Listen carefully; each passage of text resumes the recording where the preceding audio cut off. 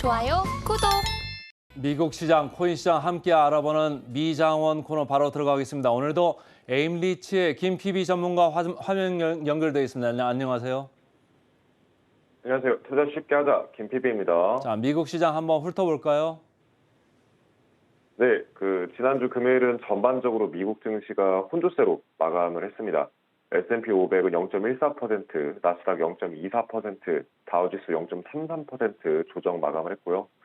요 며칠 동안 상승했던 부분을 소화하는 이런 움직임을 보였던 것 같습니다. 금요일엔 특히 금융주 쪽에서 약세가 좀 더 두드러졌는데 그간 은행주에서 안도 랠리가 며칠 있었기 때문으로 저는 보고 있고요. 특징주로는 모건 스탠리가 2.66% 하락을 했습니다.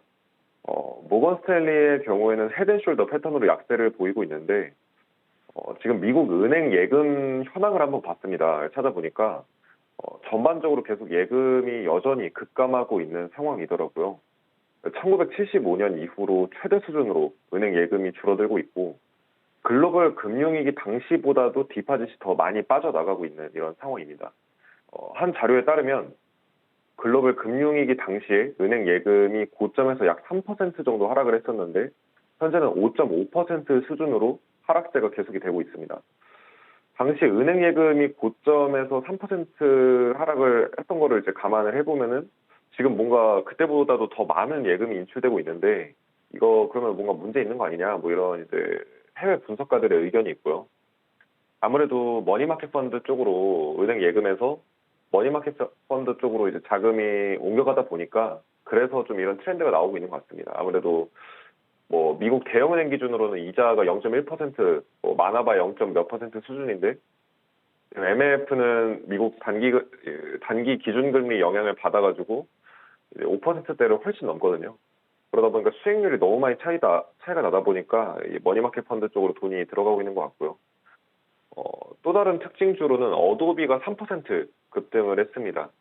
요 며칠간 어도비가 급등을 하고 있는데 어도비 또한 AI 프레임워크인 어도비 센세를 기반하는 이런 인터페이스를 발표했다는 소식이 들리면서 상승을 했고요.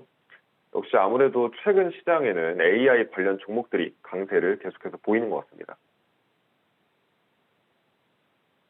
은행권 불안 말씀하셨는데 뭐 금리가 계속적으로 이 정도 수준에서 유지되고 상업용 부동산 급격하게 좋아지지 않는 이상 이거는 뭐 이고 지고 살아야 되는 좀 리스크가 되는 것 같고요. 아무래도 이제 반도체 쪽을 계속적으로 좀 주시를 해봐야 될 것 같은데 말이죠.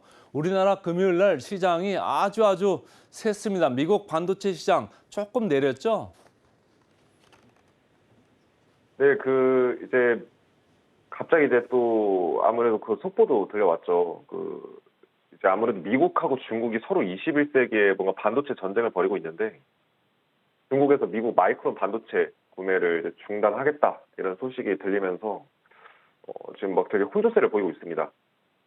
이게 약간 뭐라 해야 될까요? 총칼 대신해서 경제적인 다툼을 좀 벌이고 있다고 저는 보고 있는데 미국 서방 쪽에서 G7 회의에서 중국의 위협을 겨냥해서 공동성명을 채택하고 나니까 중국도 보복성 조처로 반도체 구매 중지를 선언하면서 좀 이제 혼조세를 보였던 것 같습니다. 자연스럽게 그렇게 되면서 이제 삼성이랑 SK하이닉스 쪽이 주목을 받고 있는 상황이고요. 중국이 미국 마이크론의 제품을 구매하지 않는다라고 한다면 그걸 대체할 대체품이 필요합니다. 근데 반도체 강국이 또 대만이 있지 않습니까? 근데 대만하고 중국은 현재 사이가 굉장히 안 좋습니다. 거의 군사적으로 서로 대립하고 있는 상황이기 때문에 그래서 자연스럽게 한국 쪽 반도체 회사들이 또 수혜를 보지 않겠느냐 이런 이제 분석들이 나오고 있고요.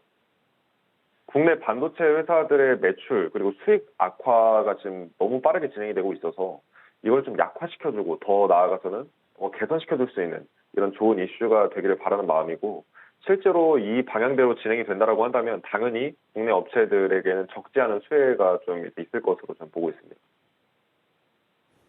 사실 미국하고 중국 이런 이제 갈등 뉴스가 나오기 전에도 우리나라 삼성전자, SK하이닉스 주가가 좋았고 미국이 이제 반도체 주가가 금요일 날 좀 쉬었으니까 우리 시장도 좀 쉴 타이밍이었는데 마침 또 이런 뉴스가 나오다 보니까 삼성전자, SK하이닉스 아무래도 뭐 D램 쪽에서는 전 세계 세 군데밖에 없는 거잖아요. 마이크론, SK 하이닉스 그리고 제일 큰 데가 우리나라 삼성전자인데 오늘까지도 좀 기대를 해봐도 좋을 것 같고요. 자, 그 나이키 쪽으로 좀 옮겨가 볼까요? 나이키가 최근에 주가 약세가 좀 두드러지고 있는데 뭔가 있습니까? 아, 네. 최근 그 나이키 같은 경우에는 나이키 그리고 아디다스가 판매하는 의류, 속옷에서 천식하고 심혈관 질환을 유발하는 환경 호르몬이 과다 검출됐다는 소식이 들리면서 시세 약세에 영향을 줬고요. 최근에 나이키 매출 실적이 계속해서 감소하는 추세로 전환이 됐기 때문에 주가가 요 근래 약세를 보이고 있는 것 같습니다. 자, 테슬라도 약간 올랐죠? 테슬라가 뭐 1.8% 올랐나요? 최근에 좀 업데이트가 있을까요?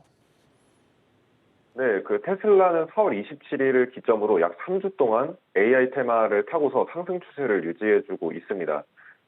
이 기간 동안 테슬라가 거의 한 달 좀 안 되는 시간 동안 약 18% 정도 상승을 했거든요. 근데 이제 최근 월스트리트에서는 잦은 가격 인하 때문에 수익성 악화에 대한 경고를 계속해서 하고 있습니다.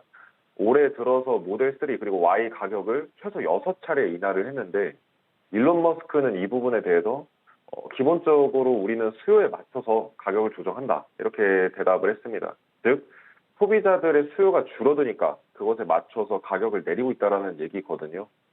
그래서 테슬라의 총 매출 총이익률이 지난해 4분기에 22.6%, 그리고 올해 1분기에 19%로 하락을 했는데 월가에서는 2분기에 더 하락해서 매출 총이익률이 16.7%까지 하락할 걸로 보고 있습니다. 즉, 순이익이 좀 더 뭔가 급감할 가능성이 높다라는 것이죠. 그래서 이러한 이슈에도 불구하고 현재 투자 심리가 괜찮습니다. 그래서 이제 사람들 사이에서 아직까지는 테슬라에 대한 큰 불안감이 확산되고 있지는 않은 상황이라서 주가가 어느 정도 잘 버텨주고 있는 것 같습니다. 최근에 재밌는 것은 미국 테슬라 주가는 연 며칠 이렇게 계속적으로 강세를 보이고 있는 반면에 우리나라 에코프로, BM 주가들이 계속적으로 지금 어떻게 보면 약세 국면이거든요. 개인들만 지금 계속 조화를 하고 있고 기관, 외국인은 계속 공매도도 치고 매도도 계속 지속하면서 주가가 내려가고 있어서 테슬라 주가 향방을 제가 계속 여쭙는 건데 저 계속해서 이제 좀 준비를 부탁을 드리고요. 주말 새 또 미국에서 나온 무슨 뉴스가 있을까요? 아, 네, 이제 주말 동안 이제 미국 경기 선행지수 관련된 내용이 좀 업데이트가 됐는데요.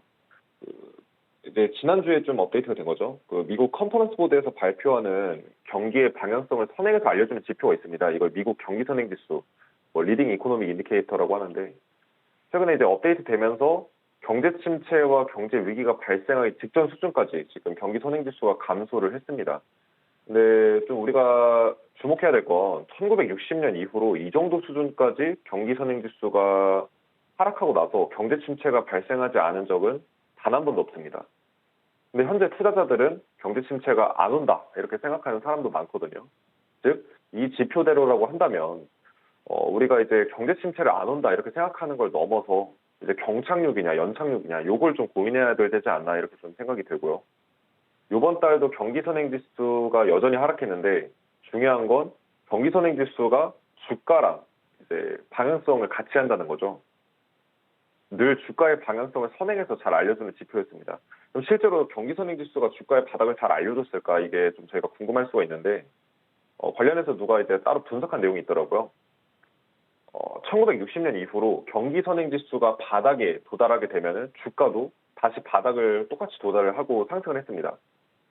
대부분 정확하게 경기 선행지수랑 주가의 바닥이랑 거의 일치해서 움직인 경우가 많았고요. 바닥을 조금 이르게 잡거나 늦게 잡기는 하더라도 꽤나 유의미한 수준으로 바닥이 어딘지를 잘 알려줬었습니다. 근데 우려스러운 건 현재 경기 선행지수가 아직도 가파른 하락 추세를 보이고 있고 1960년 이후로 우리가 볼 수 없었던 수준으로 지금 하락 모멘텀이 너무 강한 상황이거든요. 이렇게 하락하고서 경제 위기나 주가 폭락이 없었던 적이 없습니다. 그래서 2022년에 주가가 그간 많이 하락했습니다. 그래서 그게 이제 선반영이다. 이런 경기 선행지수가 이만큼 급락한 것에 대한 선반영으로 시장이 이제 2022년에 조정을 받았고 이제 좀 어느 정도 회복세다 이렇게 좀 보고 있는 분들도 계시는데 뭐 이제 각자 좀 의견이 좀 많이 대립하는 것 같습니다. 선반영이다 아니다. 그러면 이제 실제랑 경기 선행지수랑 뭔가 경제 자체도 연동돼서 움직이는가 이 부분도 좀 이제 궁금하실 것 같아요. 그럼 이제 주가랑의 연관 어느 정도 있다라는 게 확인이 됐으니까 그럼 이제 경제랑 연관이 있냐? 이 자료는 이제 경기선행지수랑 GDP의 움직임을 보여주는 자료인데 보시면 아시겠지만 거의 같은 방향을 갖고 움직입니다. 근데 여기서 재밌는 건 경기선행지수를 6개월 정도 앞당겨놔서 지금 지표를 만들어 놓은 거예요. 그러니까 둘이 같이 움직이는 게 기준이 아니라 경기선행지수를 6개월 앞당겨 놔서 이제 GDP가 6개월 정도 수순위로 움직이는 상황인 거죠. 지금 이 지표에서는. 그러니까 쉽게 말해서 경기선행지수가 이 GDP, 그러니까 실물 경기에 비해서 6개월 정도 선행을 한다. 이렇게 우리가 좀 추측을 해볼 수가 있겠고, 현재 경기선행지수는 상당히 감소해서 경기 침체 수준까지 하락을 했는데, 즉 이런 상황이라고 한다면 GDP가 6개월에서 9개월 뒤 GDP뿐만 아니라 실물 경기가 침체로 갈 가능성이 높다. 이런 얘기가 됩니다. 우리가 이제 극단적으로 경기가 붕괴되고 주가가 폭락할 것이라고 보지 않더라도 적어도 과감하게 주식에 투자하기보다는 좀 더 보수적인 관점으로 접근하는 태도 정도는 갖춰도 괜찮을 것 같고요. 이제 이 부분에 대해서는 이제 개별 종목이나 섹터별로 약간 다르게 움직일 수는 있으니까 이 부분 참고해 주시고 전체의 큰 트렌드를 보기에 좋은 지표다 이렇게 보시면 될 것 같습니다. 경기 선행 지수에서 계속적으로 안 좋은 시그널이 나오고 있다. 이렇게 이제 말씀을 주셨고 코인 시장으로 넘어가 볼까요? 코인 시장 비트코인 27,000까지 왔네요. 네, 그 암호화폐 시장은 지난주에 전반적으로 약간 약세를 보이던 한 주였습니다. 이제 특이한 건 이제 리플이 일주일간 8% 이상 상승을 했는데 리플에 대한 소송 결과가 곧 나오기 전이고 소송 막판에 리플에 유리한 방향을 보여주고 있어서 기대감에 한 거의 5일 동안 상승세를 보였다가 오늘 약간 조정세를 보이고 있고요. 비트코인하고 이더리움은 전반적으로 일주일 동안 거의 보합되었습니다. 1% 내외권에서 움직였고요. 나머지 종목들도 거의 대부분 비슷한 흐름을 보였던 것 같습니다. 특히 알트코인 쪽으로 좀 약세가 보여지고 있는데 솔라나 같은 경우는 비트코인 그리고 이더리움 수수료가 너무 급등을 하면서 상대적으로 수수료가 저렴한 솔라나 쪽으로 오히려 사람들이 몰리게 됐습니다. 그래서 신규 사용자가 급증을 하고 있는데 보통 좀 아이러니한 거는 신규 사용자가 급등을 하게 되면 시세도 같이 오르게 되거든요. 아무래도 많은 이용자들이 늘어나는 거니까 이 맥칼페 법칙에 의해서 네트워크의 가치가 기하급수적으로 높아집니다. 그래서 사용자가 많아질수록 아무래도 가치도 당연히 오르는 게 당연한데 반사 이익을 보았음에도 불구하고 큰 상승을 못 해주고 오히려 하락세를 보이고 있고요. 이제 이런 기사도 있습니다. 미국 의원이 이제 비트코인 범죄 문제 해결에 미국 달러보다도 도움된다 이런 기사가 있어서 좀 공유해드리려고 가져왔는데요. 비트코인이 초기에 마약 거래에 사용이 됐다 보니까 비트코인이 아직도 음지에 있다 이렇게 생각하시는 분들이 많습니다. 비트코인이 이제 블록체인으로 만들어진 블록체인 기반의 암호화폐죠. 그리고 이러한 암호화폐들은 전부 거래 기록을 온체인상으로 추적을 할 수가 있습니다. 즉 마치 우리가 통장에서 거래한 것처럼 기록이 전부 남거든요. 그래서 추적하면은 범인을 잡기가 좀 용이합니다. 아무래도 일반 달러나 뭐 한국 원화 이런 것에 비해서 훨씬 용이할 수 있다라는 거죠. 기업들이나 범죄 조직들이 세금을 탈세를 할 때 조세 피난처나 카지노 이런 것들을 통해서 달러나 이런 것들을 세탁하곤 하는데 중간에 거래 기록을 복잡하게 뒤얽혀 놔가지고 추적하기 어렵게 만듭니다. 근데 비트코인은 첫 탄생부터 마지막 기록까지 전부 정교하게 그리고 국가를 이제 뛰어넘어서 쉽게 추적을 할 수가 있어요. 그래서 결국 범죄에 활용이 되더라도 집요하게 추적을 하면 범인을 잡기가 오히려 수월하다는 거죠. 그래서 이제 다른 이제 일반적인 대중분들께서 잘못 알고 있는 분들을 교정하는 것과 동시에 좀 암호화폐 순기능이 어필된 이런 기사지 않았나 이런 생각이 듭니다.